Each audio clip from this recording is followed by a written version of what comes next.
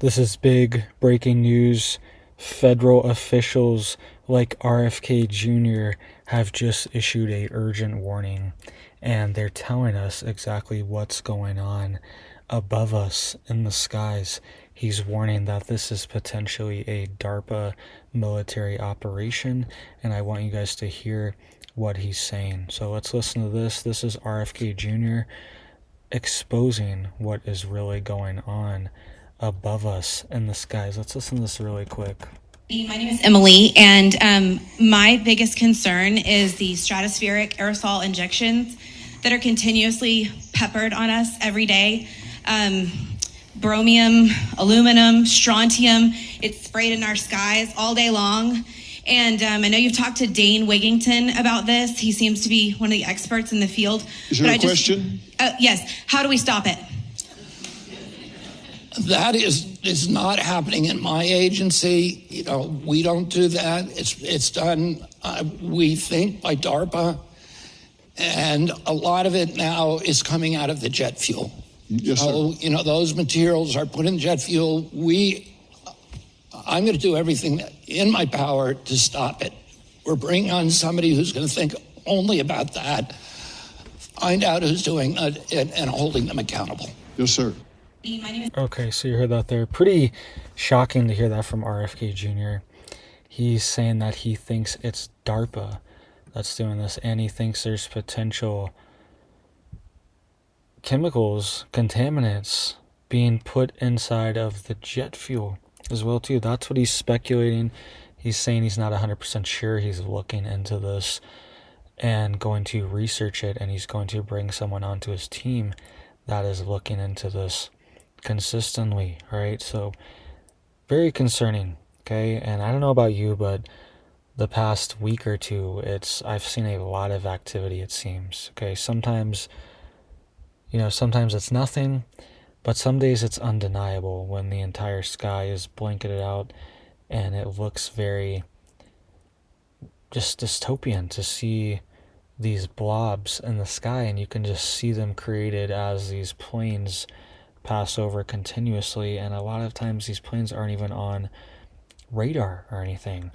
So that could be why they're a part of this DARPA program, is that they can operate outside of the normal rules for aircraft, and they don't have to have their transponder operating, okay? So pretty wild to hear him say this, right? That it's potentially DARPA too. And we also see this. Check this out. It says geoengineering startups have been secretly lobbying Congress for months. Stardust Solutions hired Holland and Knight, but the lobbying giant says it, quote, inadvertently failed to publicly disclose it worked for the startup as required by law. All right, so I'm sure that was just a coincidence. It says an American-Israeli geoengineering startup seeking U.S. government contracts to cool the planet has quietly begun lobbying on Capitol Hill. Stardust Solutions hired the law firm Holland & Knight in the first quarter of 2025, but the firm didn't disclose its lobbying due to, quote, clerical error. Holland & Knight spokesperson said. All right, so they are lobbying Congress to do stratospheric aerosol injection. You can see here Stardust is developing an integrated system to produce reflective particles, distribute them into the stratosphere, and monitor their effectiveness. So they're trying to get the federal government and Congress on board with this, and potentially even pass federal legislation to solidify these geoengineering practices inside the United States. Pretty wild what's going on, and coincidentally they just accidentally forgot to disclose it. And it says here's another one. State committee rejects 10-year cloud seeding moratorium, exempts cloud seeding from other geoengineering bills. It says here state legislative committee failed to pass a bill draft last week that would have placed a 10-year moratorium on all cloud seeding activities in the state.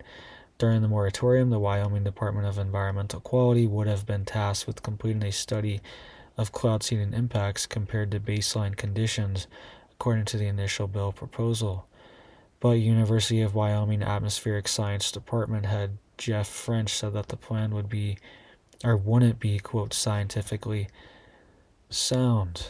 All right, so another community that was trying to ban this, but it failed. All right, here was their reasoning, quote, 10 years of measurements, sorry about that, in which no cloud seeding takes place in Wyoming is not going to provide the useful measurements to assess the effectiveness of cloud seeding in the state. If we really want to get the answer of what can be the net benefits of cloud seeding, we need focused scientific studies making the connection, the physical connection between I'm putting silver iodide into this cloud and I'm physically observing how this cloud evolves and what falls out of this cloud.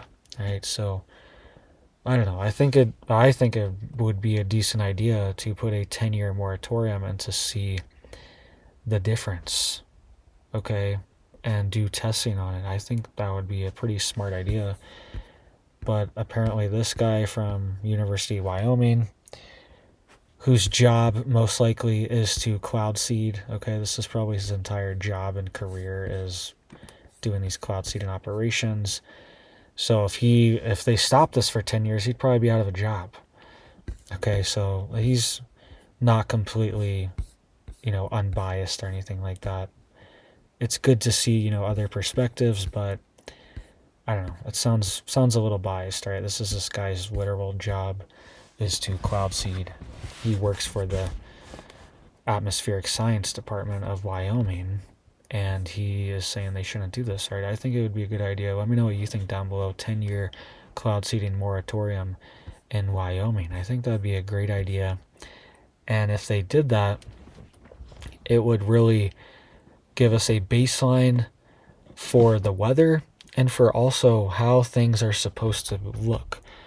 All right, how the sky is supposed to look, how these, exhausts, these contrails are actually supposed to look, because we're told, they're one thing, and then people are worried it's something else. So if we knew it was outright banned over the state, then it would be, we'd at least have a baseline to reference back to, all right? And also here, Alaska is facing cloud seeding controversy as well too. It says Alaska's coastal communities deserve a say in geoengineering of our oceans. All right, and Western Alaska just had massive flooding from Typhoon Halong over the past month as well too. There's been mass evacuations there, and they're still talking about potentially cloud seeding in these regions. It says marine heat waves, fisheries declined, and coastal erosion shows Alaskans how change to our climate can threaten our ways of life. Governor Mike Dunleavy and others have proposed that we should welcome new industries that seek to capture and store carbon away from the atmosphere, including marine carbon dioxide removal, to boost our economy and reduce the impacts of this change. This sounds like a win-win for Alaska, but there are many complexities, and most Alaskans have never heard about this issue. All right, so the idea behind the marine carbon dioxide removal, known as MCDR, is to increase the ability of the ocean to take up carbon dioxide. The ocean already absorbs carbon dioxide whenever the concentration is higher in the atmosphere than the water. Various proposals include adding minerals to the ocean to shift its chemistry so that more carbon dioxide can dissolve into seawater, adding nutrients such as iron to promote carbon uptake by algae, or growing kelp and sinking it into the deep ocean. These proposals seek to test whether it's feasible to build a new trillion-dollar global industry to sell carbon credits to governments or companies based on sequestering carbon in the ocean. All right, so that's the other thing here, is that these people are making a ton of money. Okay, trillion-dollar industry. These are programs that are very funding intensive, okay, to put it lightly. And it's a grift, okay? They want to keep this going. They want to keep the, money going for this. So they're going to think of new ways to do this. And now they're talking about pumping, quote, minerals into the ocean around Alaska to change the composition of the oceans. All right, this is absolutely insane. And I really think we need to stop just like messing with things like this. I think there's natural processes going on that have been going on for a long time, and some of these things there's nothing we can really do. And I really don't think trying to, engineer and play God on a lot of these issues is really the best plan. Right?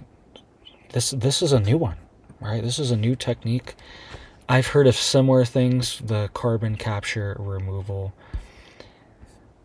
but this is a new one, right? A whole new thing we have to deal with. Marine carbon dioxide removal. Now they're talking about adding chemicals to the water, right? Absolutely wild.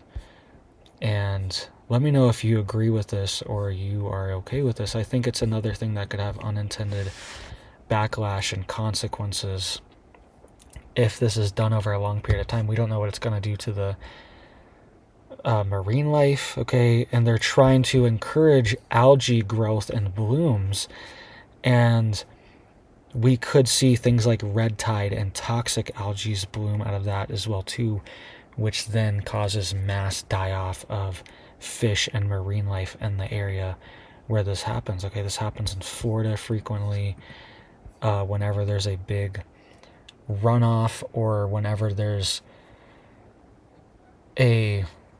it's fertilizer season, right? Crop season and fertilizer season in Florida, they have massive runoff into the oceans, and this fertilizer then creates algae blooms, which many of which are toxic, okay? And it even affects people on land. You're breathing the stuff in, you'll be like hacking and have a stuffy nose if you're reactive to these algae blooms, okay? So it can even affect you on land, and then the water's toxic to go into, and then it kills a lot of the fish and marine life, and they'll just be washing up on shore, okay? So let me know what you guys think down below. Hope you guys are staying safe, staying prepared out there, staying stocked up. I hope you have big blessings for your life and your family, and I hope you have a big old blessed day.